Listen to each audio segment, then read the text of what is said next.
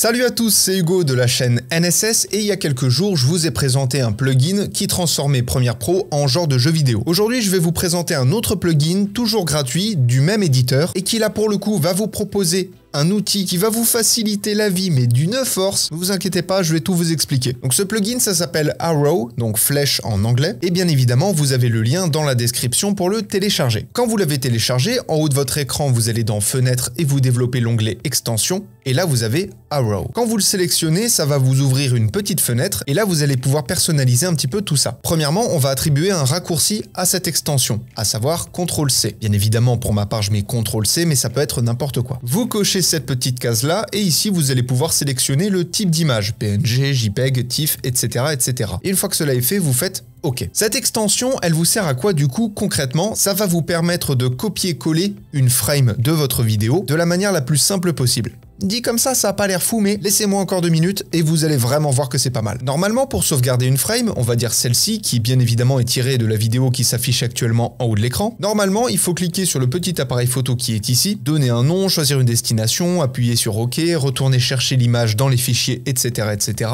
C'est long, c'est pas pratique. Mais là, pour le coup, si je sélectionne mon rush et que je fais CTRL-C, la Premiere Pro m'a sauvegardé mon image. Alors, il n'y a pas vraiment d'intérêt de la recoller directement dans Premiere Pro, puisque une fois que vous êtes sur la frame, vous pouvez faire simplement un clic droit puis ajouter l'arrêt sur image. Donc pour Premiere Pro, ça ne servira pas. Mais en revanche, quand j'ouvre Photoshop pour faire mes miniatures, là, j'ai sélectionné la frame où on voit le mieux l'effet. Et bien, une fois que j'ai copié cette frame, je fais coller. Et là, j'ai récupéré ma frame directement. J'ai pas eu à passer par les fichiers, etc. Et mieux encore, si vous êtes en train de faire un projet client, que vous devez rédiger un mail pour envoyer un visuel au client, un visuel rapide, là, j'ai pris le mail, mais ça peut marcher pour Instagram, pour WhatsApp, pour Telegram, etc. Une fois que vous avez copié la frame, au même titre que pour Photoshop, ce que vous avez vu juste avant, vous faites coller, et là, l'image se met directement dans le mail en question ou la messagerie. Voilà, c'est un outil très simple, mais je pense que vous commencez un peu à comprendre l'intérêt que ça a. Comme je vous ai dit, c'est un plugin qui est complètement gratuit, qui est hyper pratique, qui permet d'avoir un gain de temps sur des petites choses répétitives, et c'est vraiment ça qui est le plus pratique. Et du coup, encore une fois, c'est dans la description, et je vous laisserai aller le découvrir. Ceci étant dit, apprenez, utilisez et progressez dans vos montages. On se retrouve demain pour Halloween, il y a une petite vidéo spéciale qui est prévue, évidemment. Je vous fais des bisous,